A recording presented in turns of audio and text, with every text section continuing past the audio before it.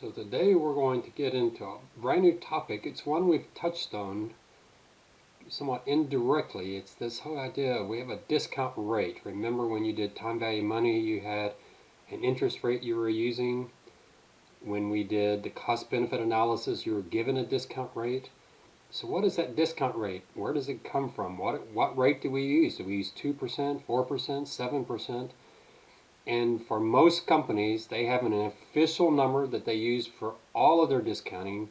It's called their weighted average cost of capital. I'd really encourage you, after doing this lesson, if you're working for a firm, ask them about actually getting access to how they calculate this.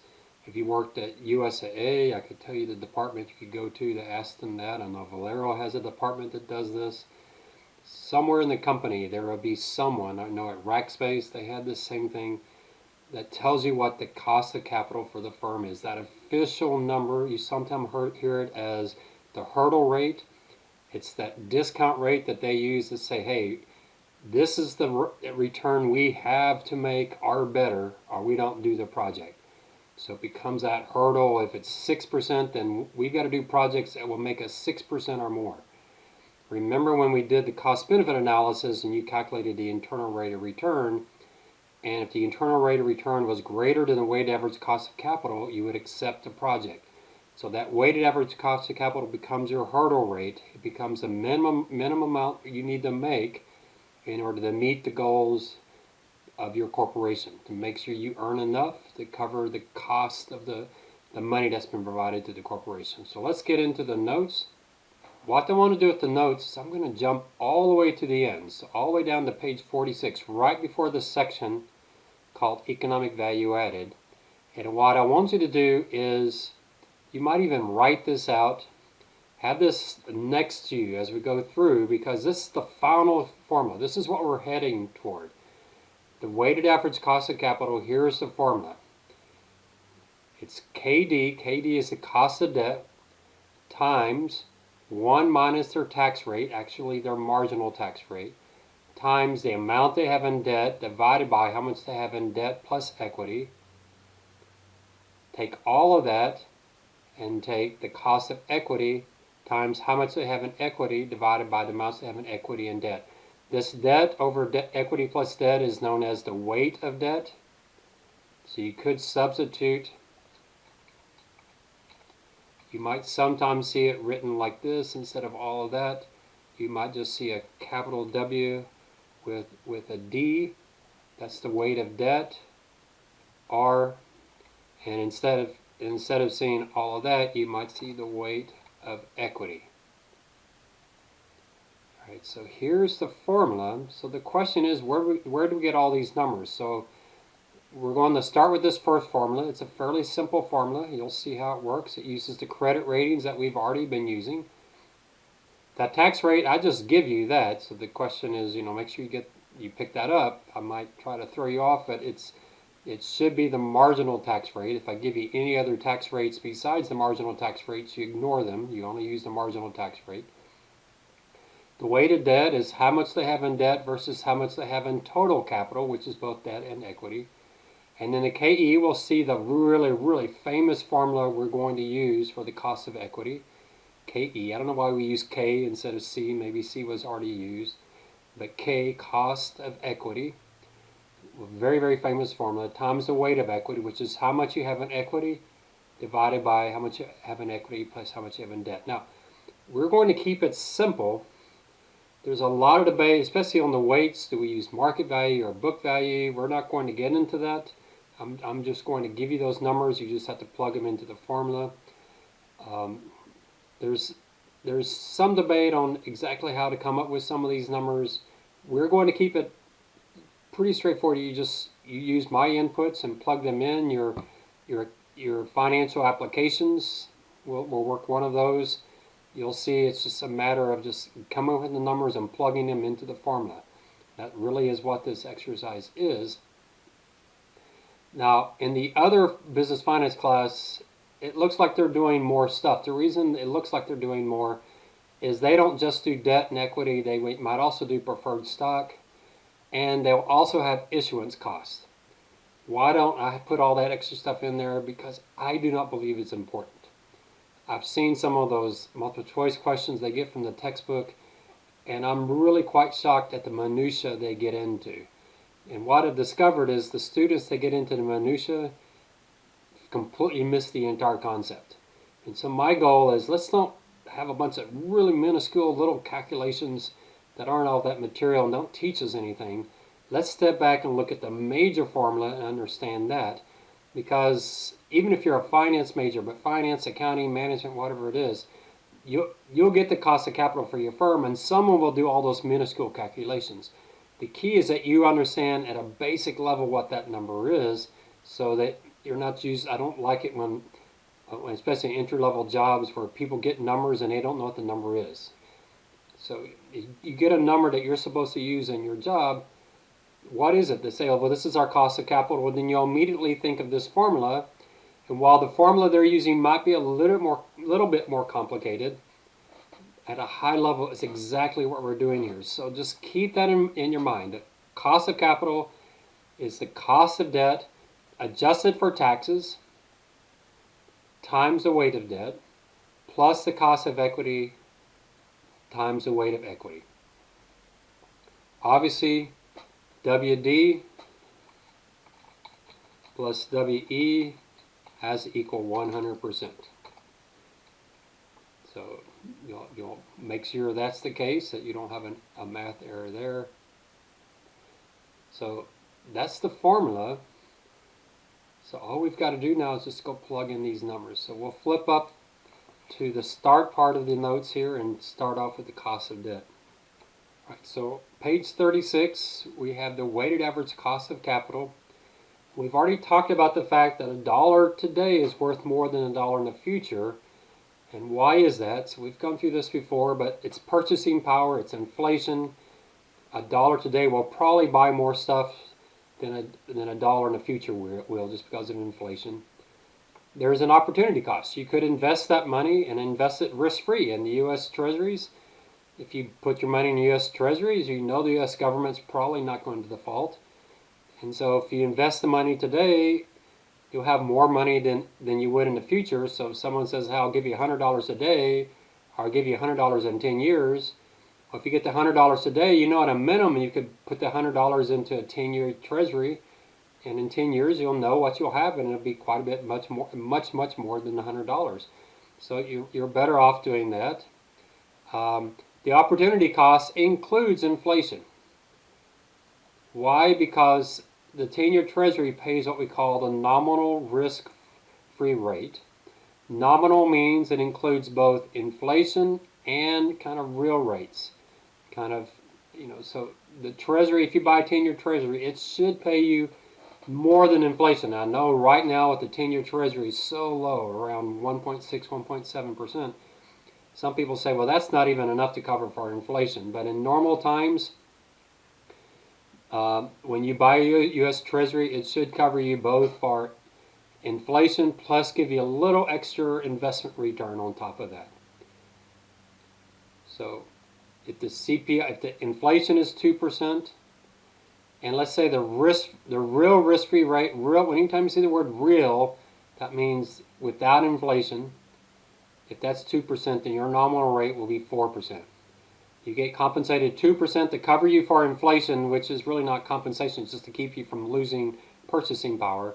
And then you'll get an extra 2% that will cover you for your investment, for your time. So you don't need to read this. We're actually going to ignore that for this class, but if you take my investment class, we get a little bit more into this discussion of what should this nominal rate be. Right now it's very, very, very low, probably not much higher than you think inflation will be, so essentially you're getting almost nothing for that additional real risk-free rate of interest. It's almost zero. You're just getting essentially compensating for inflation right now. The other thing is risk.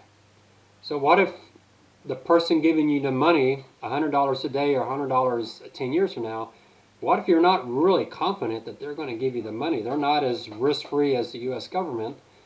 Well, then you much more would rather have the money today than in 10 years, because you want to be covered for your risk. And so we're going to adjust for that as well. And we'll talk, in fact, that's exactly what we're going to do. The discount rate we're going to use is going to have a risk premium in it. It's going to have the risk-free rate, which is that inflation plus some investment return over inflation. And we're going to get a risk premium. Now, the last reason people would rather have money today than in 10 years is we prefer to consume today than save. We'd rather spend money today than save. And so to induce people to actually invest rather than spend the money, you got to pay them something to try to induce them. And that preference for spending today versus investing, that changes over time. We don't need to adjust for this because that's already captured in these other numbers. It's going to be captured in our risk-free rate and in our risk premium. So we can ignore human nature and we can ignore purchasing power because the purchasing power, inflation is covered in our risk-free rate and the human nature is just covered in both of them. It's, when people really want to spend the day, they don't want to invest, then you'll have to increase your discount rate a bunch to induce them to give you money.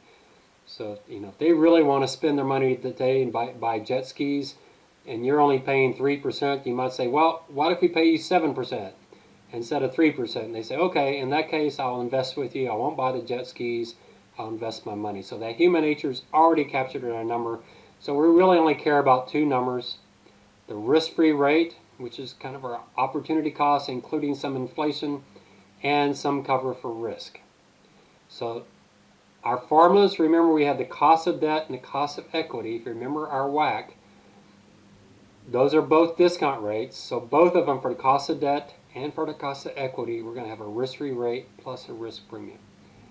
So there's some appropriate discount rate for all cash flows, reflecting human nature, inflation, opportunity costs, risk.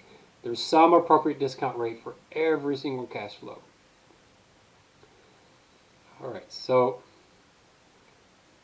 the most common approach for the discount rate is we start with the risk-free rate. That's usually a treasury-related number, and that's definitely what we're going to use. So you can get a lot of treasury yields.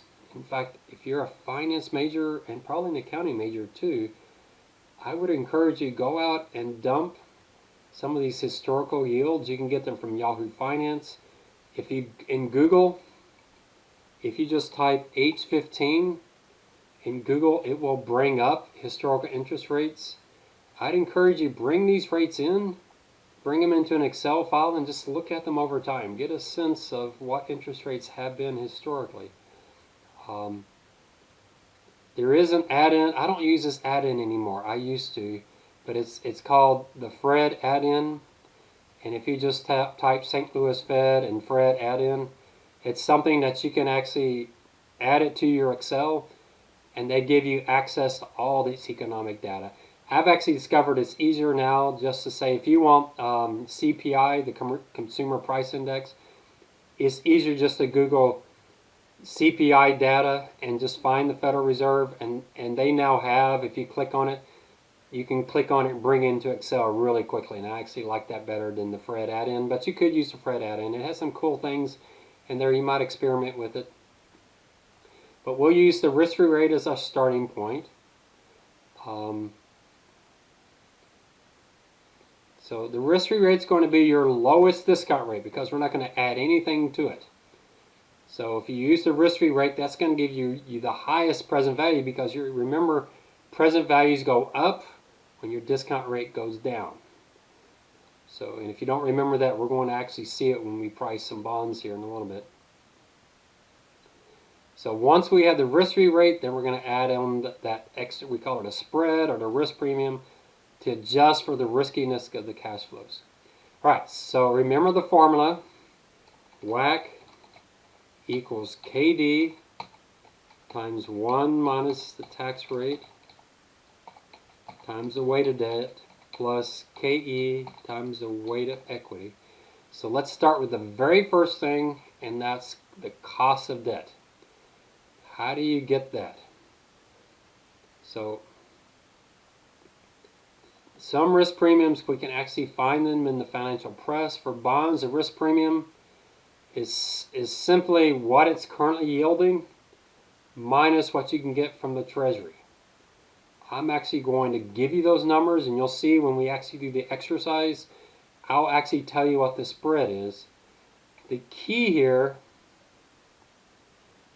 is, we already did bond ratings. You remember the bond ratings? Let's jump down to the bond ratings. You'll remember these. You're using this in your Project 1. AAA, extremely strong. Triple B, kind of medium quality. Double B, some of you had some double B firms, kind of low quality. Everything that's below triple B is known as speculative, or junk bonds, more dangerous bonds. Triple Bs are considered investment grade. So the higher the rating, the smaller the spread, the less you get compensated for risk. The lower the rating, the higher the spread. So AAA might pay you 0.03% over treasuries, where triple Bs might pay you 1% over treasury yields. So it depends on the ratings. So we talked about ratings before. We are going to use ratings to get our numbers, and you'll see I'm going to actually give you all the numbers you need. You'll get some good practice. This is another example of it. Makes a lot more sense when we do the examples. So that's why I really like those financial applications. We do the theory, we go through all the definitions, but then we actually do the math and you go, oh, I see what you're talking about. All right, so one thing you've got to learn, and just do your best here, let this sink in, this is so important, is what is a basis points. Bonds, fixed income, whatever you want to call it, the KD, the cost of debt. Remember you talked about debt in your paper 1, in your project 1. The firm was borrowing money. The spread we pay you over treasuries is expressed in basis points. 1 basis point is 0.01%, or if you take the percent off, divide by 100, it's 0.0001. So 50 basis points, you take 50 basis points divided by 10,000, and that gives you 0.0005, or 0.5%. 100 basis points would equal 100 divided by 10,000, which equals 0.01 or 1%. Just remember that. 100 basis points is 1%. Now, why do we talk in basis points? And it has to do with the fact that when you're looking at something that is already a percent, you want to try to avoid talking in percents. So a good example, let me give you an example. If someone said this bond is 1% above treasuries, and treasuries are 2%, it gets really confusing. Do you mean you're getting 3%? That is 2% plus 1%? Or are you getting 2.02%? That is 2% plus 1% of 2%. It gets really confusing. So if you say, hey, we're 1% above treasuries, they don't know if you mean, oh, I'm getting 3% or I'm getting 2.02%. It's really confusing. If you say this bond is yielding 100 basis points over treasuries, then we know if treasuries are 2%, this bond is yielding 3%. There's no confusion whatsoever. We know for sure. So we like to use basis points. In my investment class, we go into this and get a lot more practice with it.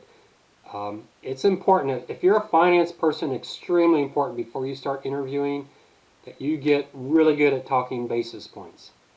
It's just the way. I remember when I was head of equities, I had my new office inside, and my office was inside the trade room, and I can just remember the bond investors coming over. A bond is, you talk about debt in paper 1.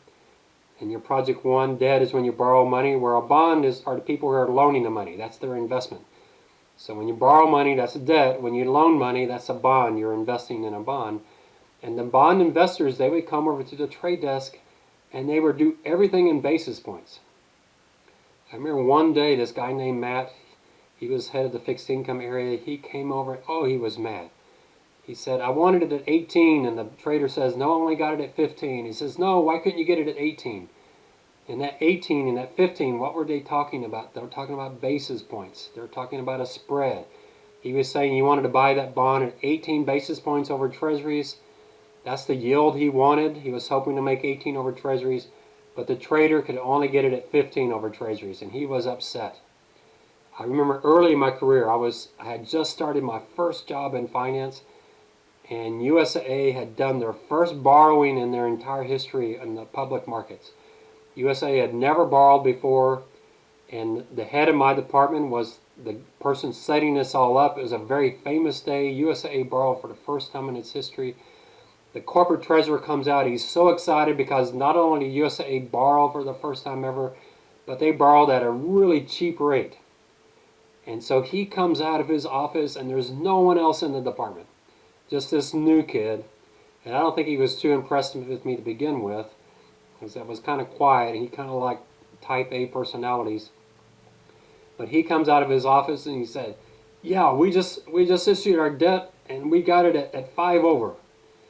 And I had no earthly idea what he was talking about. 5 over, I was like, you got what, 5 over what? He looked at me like, why did we hire this idiot? But he was saying USA borrowed for its first time in history, and we borrowed at a really cheap rate, just 5 basis points over treasuries, which is like 0.05%. It's almost nothing. It's just really, really low. So finance majors, make sure you know how to talk in basis points. It's extremely important, but I'll give you practice. We'll see it as we get through these problems. You'll get practice and you'll get really, really good at it. So the cost of debt, that's the current yield on their debt. So they may have 6 different types of debt, 7 different types of debt. The cost of debt is just going to be the average of all their borrowings. At USAA, I remember in their cost of debt for USAA, it was probably 40, 50 sheets of Excel that they had to look at. They had to look at how they borrowed money. They also looked at the certificates of deposit that the bank issued, because that was like borrowing money from their depositors, looking at their savings accounts, checking accounts. They had annuities that paid interest. So they took all of these, and their average cost of debt was just hundreds and hundreds of things, all brought together into one big number. So sometimes it could be short-term debt, it could be longer-term debts, it could be senior debt, which has a lot of collateral behind it. It could be subordinated debt, which means, hey, there's nothing backing this but just our good name. So there can be a lot of inputs. That's why I encourage you, once you learn this, if you're working for a firm, see if you can sit down and actually look at their calculation. After doing this class, nothing better than to then see true application of this, because we are going to keep it very high level here. So firms, so there's our cost of debt. So you'll see it in the exercise. Cost of debt is the risk-free rate plus the risk premium, and I'll show you exactly how we're going to do it. Trust me, when we get to it, you're going to say, oh, that's straightforward. I know exactly how to do that. So the other thing we're going to do is we're going to multiply by 1 minus the tax rate. Why do we take the cost of debt times 1 minus the tax rate, and we don't do that with the cost of equity? And the reason for that is interest expense is tax deductible. When you pay interest on debt, you get a tax deduction for that. But when firms pay dividends to their stockholders, the cost of equity is not tax deductible. So essentially what firms say is, hey, we have a cost of debt, but the U.S. taxpayer is going to cover part of that. If our tax rate's 30%, we'll cover 70% of our cost of debt. The taxpayer will cover the other 30%. We're going to see when we talk about optimal capital structure that tax rate's really, really critical. There's actually a theory of finance that says, hey, if the taxpayer is going to cover part of your costs, then you need to take advantage of that. So we'll talk about that theory in finance. So that's why we take the cost of debt, and then we'll talk about the weight of debt here in a little bit. All right, so we've got the pieces, but again, trust me, when we do the actual problem, you're going to see, oh, that's really straightforward. Which risk-free rate do we use? Which spread do we use? I'll tell you now, but we'll get into it. If their debt is about 5 years average maturity, then we'll use the 5-year Treasury yield as our risk-free rate. If they're rated triple B and they're 5 years, then we'll find the spread on the triple B bond for 5 years. So you'll see exactly how we'll put all that together. All right. So let's go to the more difficult one, which is the cost of equity. All right, so here we go. This is something, if you're a finance major, you will see this in practically every class you take in finance. It is pretty amazing how often we teach this. I think we might over-teach it, but at the same time, I have students that are graduating with a degree in finance that have seen this theory in 6 or 7 classes, and they still don't understand it. And it just amazes me that they still don't understand this concept. So there's something wrong with how we're teaching it. If you're not fully grasping it the way I'm teaching it, then your next class, try to grasp it, or go out to the internet, look at Investopedia or Wikipedia. Extremely important you understand this theory. If you're a finance major, extremely, extremely important and that you understand it. It's probably the most important and most sought after theory in finance. William Sharpe won a Nobel Prize for this theory. So extremely important. I've seen several articles that talk about this being the most important thing in finance. So extremely, extremely important. I'm going to do my best that this makes sense. Again, we're going to do it at a high level. So try to understand the theory of what this means. And boy, it will help you a lot in your other classes. So our theory we're going to do for stocks, we're going to take a risk-free rate. We're going to add a risk-free premium. Now the risk-free rate, we're going to keep that really simple. The risk-free rate, we're just going to say, you know, if we're buying stocks, we have a long-term horizon, maybe about 10 years. The stockholders that are invested in our company, they probably have a horizon about 10 years or more. We'll just use the yield on the 10-year Treasury. So just put that into your notes. Use the yield on the 10-year Treasury. Now there's some debate about that. I've given you, if you're a finance major, you want to get into this more. Here's a 10-year-old article, which is still appropriate today. There's nothing in this article that doesn't still work. He probably has updated it, so you could probably do a search on his name and see a more current article. But he's asking the question, is the 10-year Treasury still the appropriate number to use given how low that number is right now? And it was low 10 years ago. That's why he wrote this article 10 years ago, because the 10-year Treasury was so low. So it's a good article. So that makes it real easy. For our risk-free rate, we're just going to use the 10-year Treasury yield.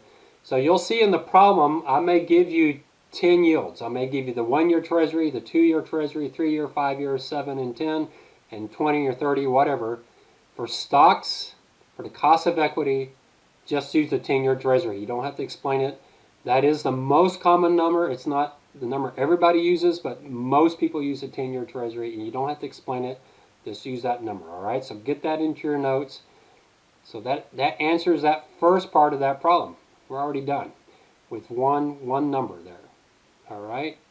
So we've got the risk-free rate. We'll just use the 10-year Treasury.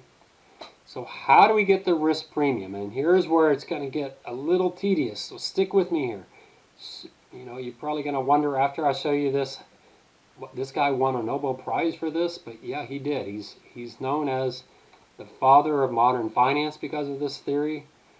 So it's extremely important. He's still around.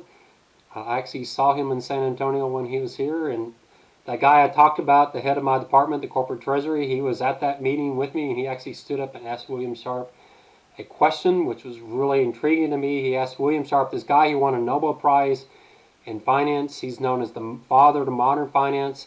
He's the person who really introduced computers into finance, very quantitative person. And my boss asked him, what are you working on now? And William Sharpe says, finance has become too quantitative. It's over my head. So I'm moving more into financial planning. I mean, it's kind of scary for me to think this brilliant, brilliant man is giving up on finance because it's gotten too mathematical, too quantitative, and he's moving. But trust me, he can handle it. I think he was being modest. I think he more than has the quantitative chops to do this stuff. But here's his theory. So we got to think about this theory. It's called the capital asset pricing model, or you might hear it as CAPM. So it might be the most important theory ever in the history of finance. There was a study once done that was looking at what PhD papers written in the history of finance, which of those papers is the most cited article. And they discovered at that time, this is a few years ago, but at that time, CAPM, William Sharp's CAPM paper was the most cited article in the history of finance by far. I think they stopped after a few thousand citations and finally just gave up. It was so highly cited. So it's extremely important. I like it. I like the concept of it. There's some challenges to it. There are a lot of people who don't like it. I'm actually going to show you something you can do that will show you that there are a lot of people who debate it. I've heard some really, people like Dr. Damodaran. This guy's really highly respected. I've heard professors, and it might have been Damodaran who actually said this. It's either Damodaran at New York Stern School of Business or Dr. Lowe at MIT said that the capital asset pricing model is the worst theory we have, except all the alternatives. So essentially saying, yeah, it's a theory, it's got some problems, but it's the best thing we've got. I actually like it if you use it correctly, and I'll show you, especially getting to this concept of beta. All right, so what is the capital asset pricing model? Here it is right here. So you'll need this formula. This is our KE, so this is the formula we're going to plug in to our model. Remember up here, let me bring this down since I brought it up here. Sorry, I keep going back and forth. You don't need to go up in your notes with me. So let's bring this formula down. We'll just keep referring to it.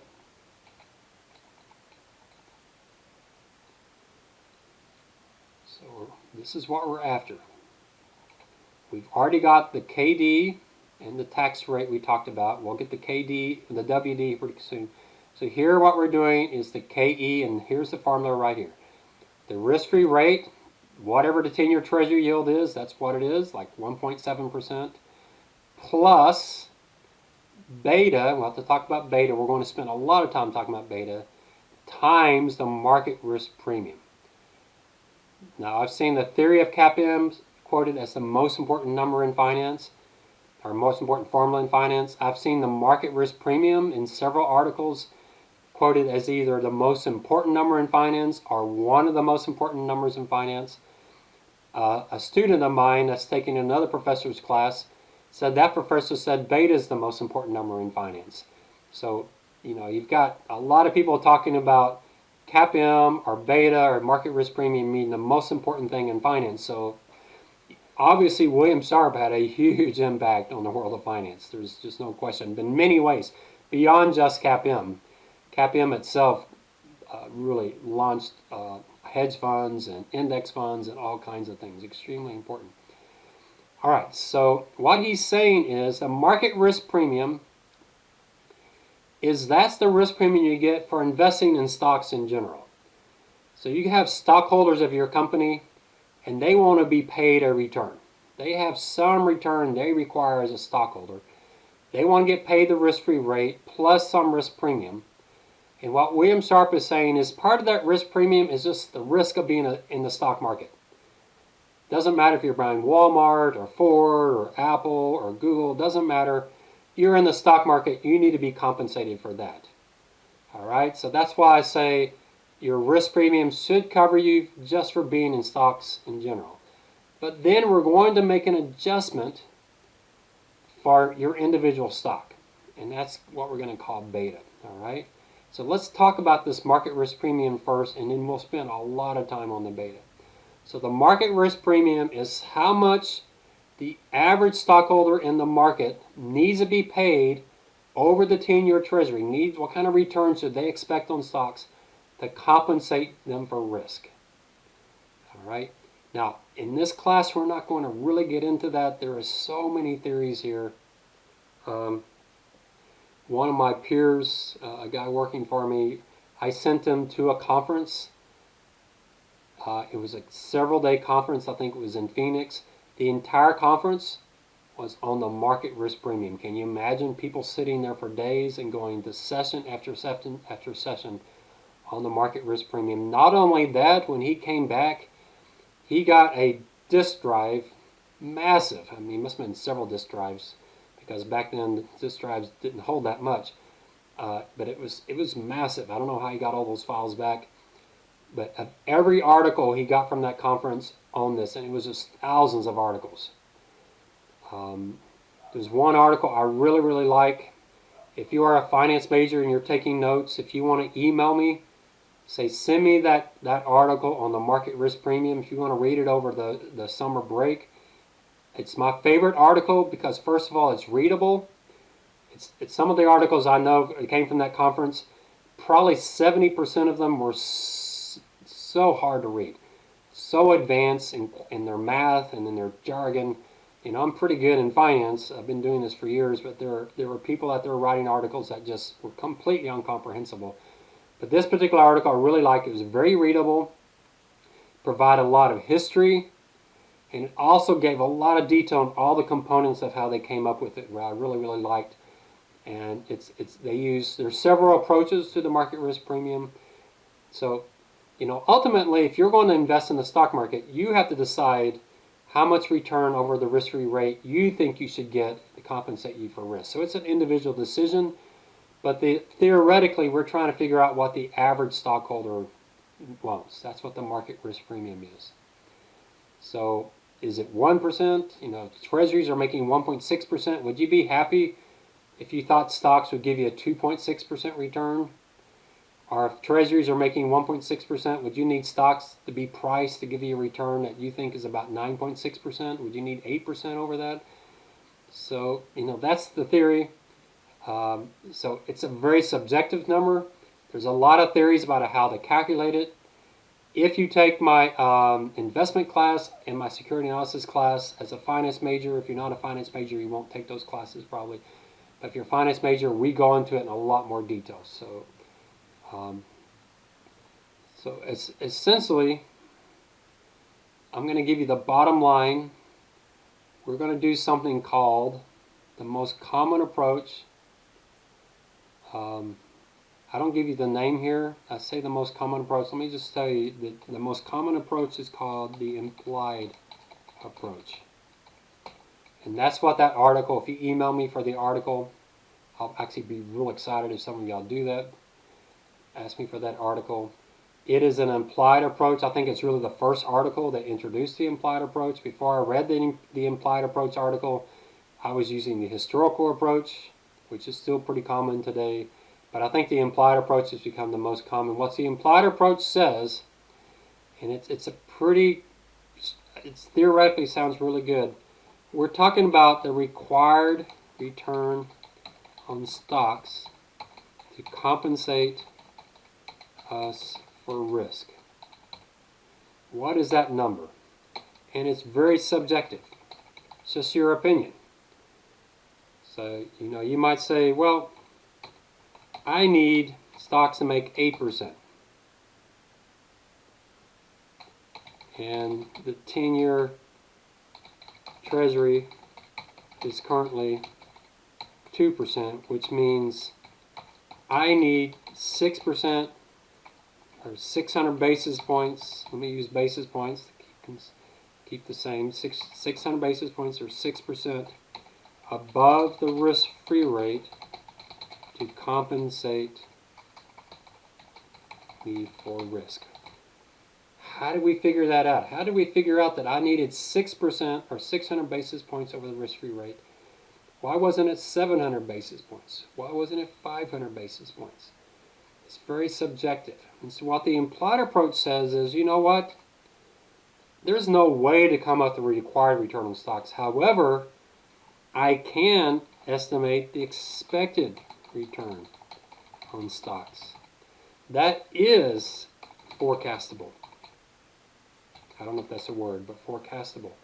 Required return on stocks is not forecastable. There's no place you can go to get that number because it's just a subjective number.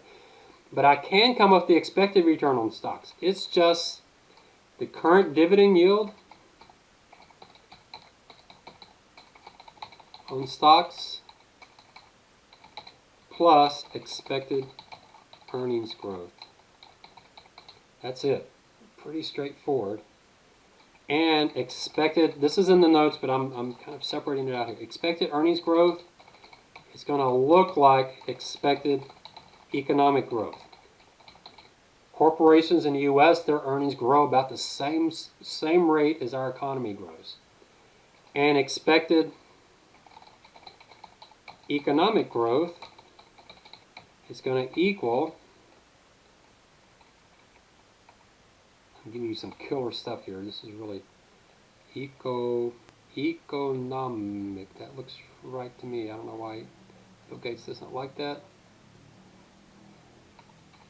Economic growth is going to be productivity growth plus labor growth plus inflation.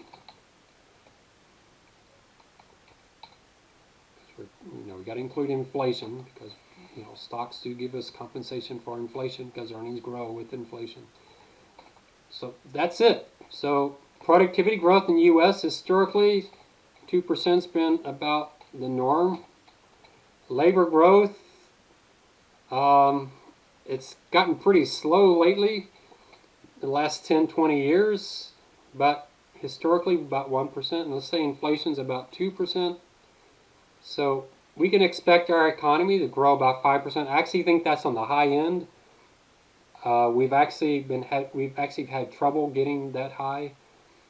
Our productivity's been really weak the last 15, 20 years. In fact, President Obama, when he left office, he wrote an article in The Economist talking about what are the things that worry him most, what was he most excited about, what's he most worried about. He said productivity growth was one of his biggest concerns because it was so slow, that we need to invest more in education and technology because productivity growth, that's where income comes from. That's what makes countries wealthy. The most productive countries are the wealthiest countries, and so if our productivity is not growing, we're not going to be wealthy. And so there's a lot of debate, a lot of question about why aren't we seeing productivity we used to see in the 50s and 60s and 70s. Labor growth is slowing down somewhat because baby boomers are retiring. But if we have good immigration policy, we can make up some for that population shrinking by having people immigrate into the United States. So with that as our formula, then we can say that's going to equal dividend yield is about 2% plus earnings growth is about 5%. That gives us an expected return on stocks about 7%.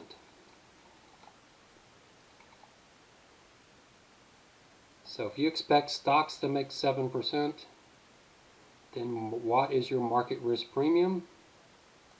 So your market risk premium, remember, it equals your before I do that, let me do something really quick. So here's the theory.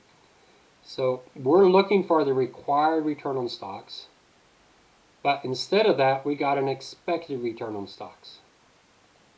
Now, will the required return equal the expected return? So let's think about that.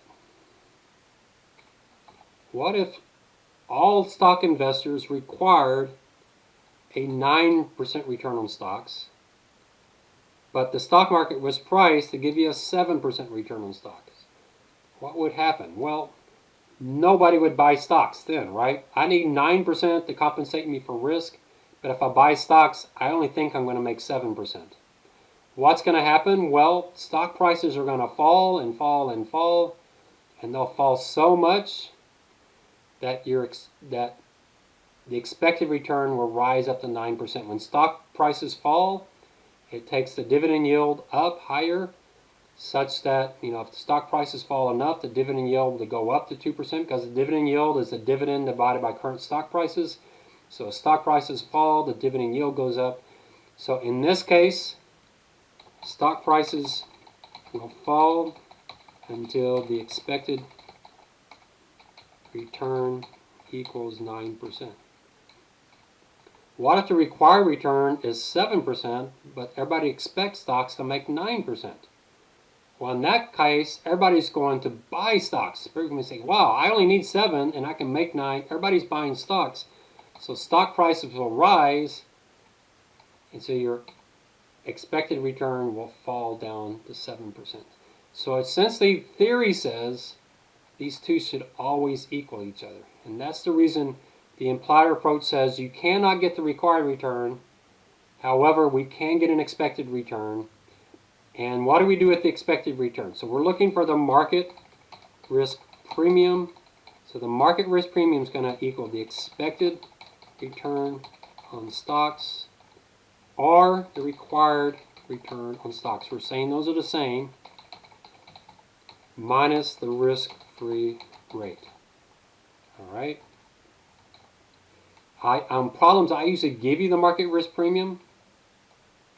In fact, I always do, so you just use that number. I've already done this math for you. I've already calculated the expected return on stocks and subtracted the risk-free rate. So I'm actually giving you the market risk premium, but don't get confused. Sometimes some professors will give you the required return on stocks or the expected return on stocks, and they want you to subtract the risk-free rate to get the market risk premium. So make sure you're careful to see which of those things I'm giving you, all right? So this is all in the notes. I'm going to delete all of this. You can hit pause if you want to take a picture of that, but I'm going to delete all that because it's in the notes. You can see that. So dividend yield plus 2%, earnings growth of 5%, you get an expected return on stocks of 7%. Subtract the risk-free rate, and that gives you the market risk premium. All right. So we've got everything but beta on the Excel applications and on the exam. I will give you the risk-free rate. You just have to know to use the 10-year Treasury, and I usually just give you the market risk premium. There's nothing for you to calculate and look up. In my investment class, security analysis class, you've got to do all the work, but in this class, introductory, I'll just give you that number. Okay, so now we got to get ready for beta. So what did William Sharpe say about adjusting this market risk premium that applies to all stocks equally? All right, that's real important to understand. It doesn't matter what company you are. If you're a stock investor or you're the company and you're trying to figure out what your stock investors need, so it kind of goes both directions. What's the required return of your stockholders, or what's your required return as a stock investor? So you have a risk-free rate plus some premium, some risk premium that you need just because you're in the stock market. But now we want to make an adjustment for the specific company you're investing in. So we're going to have a different KE for Walmart than we have for Ford. And this beta is going to make the adjustment. Now, if you're investing in the overall stock market, if you go to a mutual fund and they buy every stock in the United States, then there's no adjustment. Your beta is just 1. All right, so for the beta for the entire stock market is just 1. You're just taking a risk-free rate plus the market risk premium. However, if you're buying Walmart, we're going to adjust that beta above or below 1 to consider the risk specifically to Walmart. All right, so beta is a measure of risk for individual stocks, assuming, and this is really critical, assuming if you invest in Walmart, that Walmart's not the only stock you invested in. We're assuming you're putting Walmart into a portfolio that has a bunch of other stocks. And what William Sharpe said is when you're trying to come up with a discount rate for a company that's part of someone's bigger portfolio, beta is the measure of that risk in relation to how that stock performs in a bigger portfolio. And essentially what he says is the only relative risk is what he calls, real important term here, systematic risk or systemic risk. And this is going to take some time. This is really incredibly important theory. So let's do a little bit of history here. William Sharpe's, he worked really closely with another Nobel Prize winner, Harry Markowitz. Harry Markowitz came up with the efficient frontier. He did that in the 50s. Sharpe came around in the 60s. And what Sharpe was doing is trying to take Markowitz's efficient frontier and come up with a theory to make the math easier to deal with. Essentially, he wanted to come up with a single factor model. Harry Markowitz's model, just too much math. You had to compare, you had like several thousand calculations you had to do. If you had to look at Walmart versus Ford, you had to look at Walmart versus Google, then you had to look at Ford versus Google. It's all this math you had to do is just too much. William Sharpe came along in 1964 and he says, you know what, I'm going to develop a simple single factor model. And what I'm going to say is for every stock, when you're trying to figure out how risky is Walmart, you don't look at Walmart versus Ford and Walmart versus Google and Walmart versus Apple. All you got to do is just look at Walmart versus the overall market. So that way we only have to compare Walmart to one thing, the market. Instead of doing Walmart to all the individual stocks, we can just do it to the market. And what he said is when you look at Walmart versus the market, you'll notice there's two risks that come up. There's systematic risk and there's unsystematic risk. Systematic risk is that risk that every stock has just because they're exposed to the economy. We have recessions, we have the Fed doing things, those kind of system-wide risk. So what we want to do is say, okay, Walmart has some systematic risk. These are not diversifiable. What that means is by just adding more stocks to your portfolio, you don't eliminate systematic risk. You can't diversify it away by just adding more stocks. You will have systematic risk in your portfolio. So the question is, how much systematic risk does Walmart have versus the average stock? So beta is a measure. I left a word out here. I'm going to add a word. Beta is a measure of relative systematic risk of a stock. Relative what? Relative to the market. Remember the beta for the market?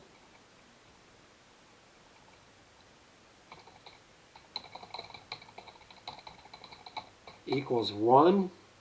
So what we're trying to do is figure out, if we use 0.8, we're going, go back to this formula. If we use 0.8 for our beta, we're going to reduce that market risk premium by 20%.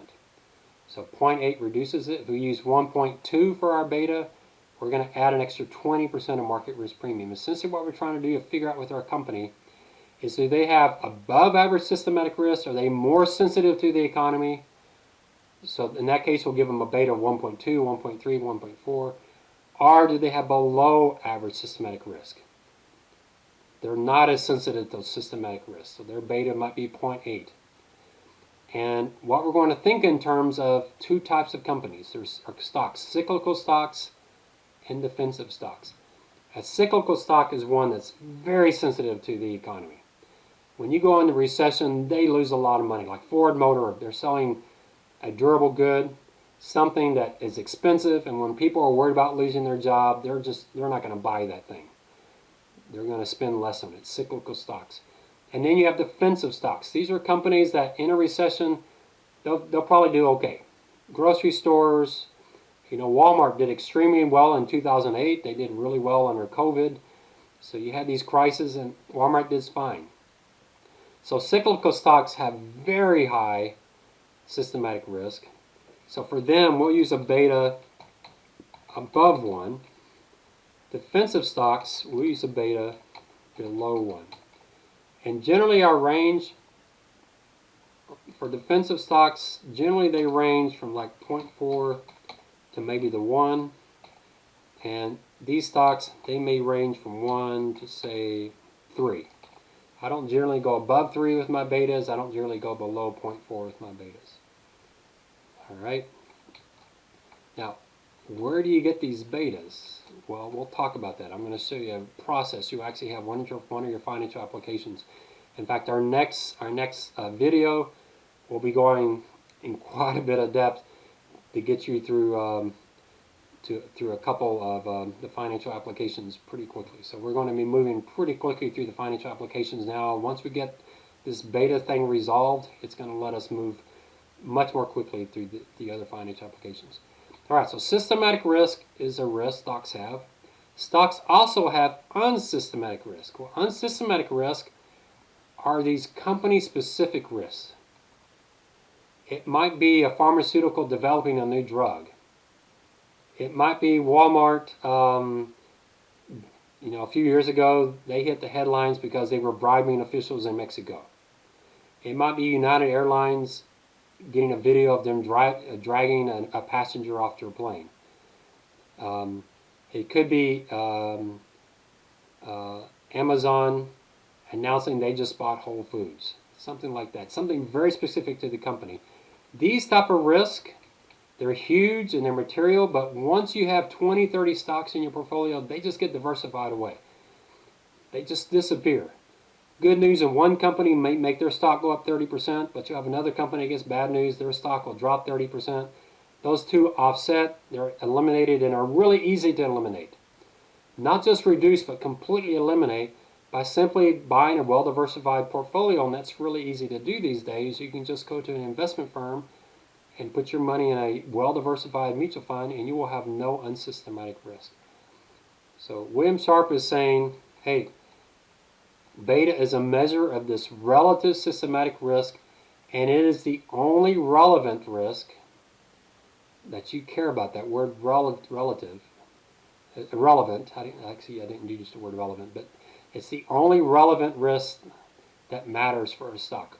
What he's saying, we can ignore unsystematic risk. We don't need any risk premium for that at all. We'll just completely ignore it because this risk completely disappears when we put a stock into our portfolio.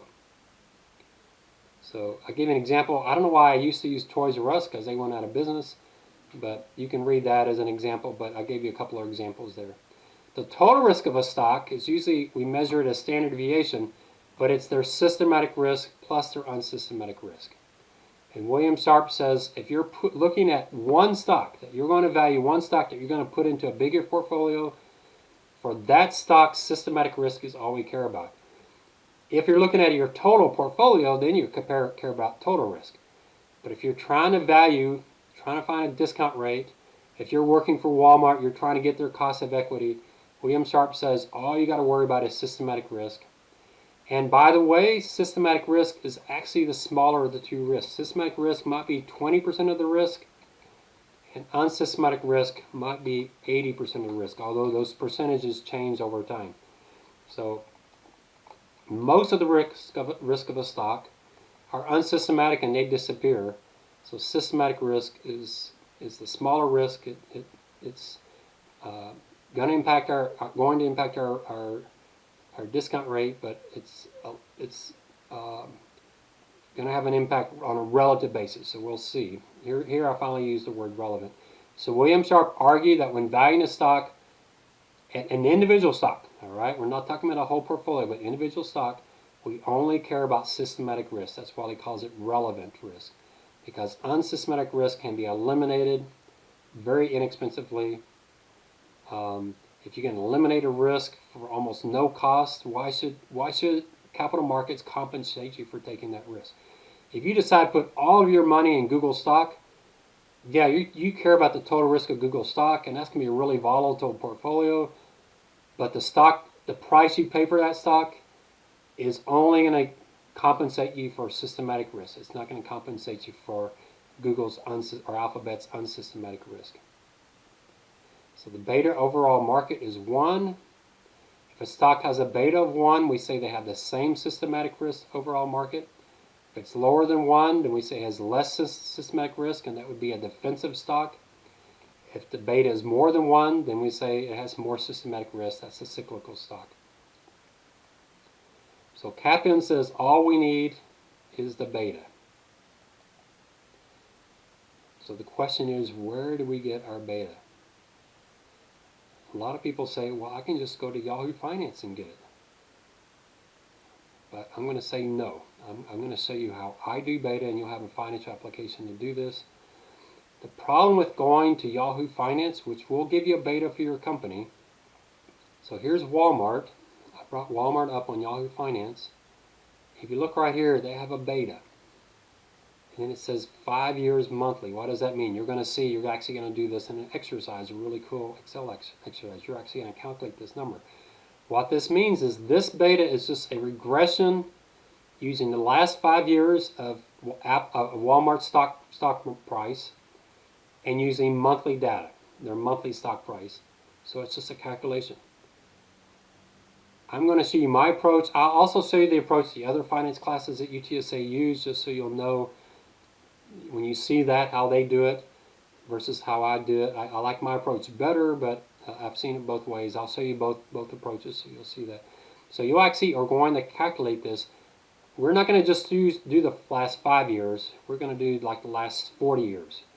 So we're going to do like a rolling 5-year beta and just look how it changes over time.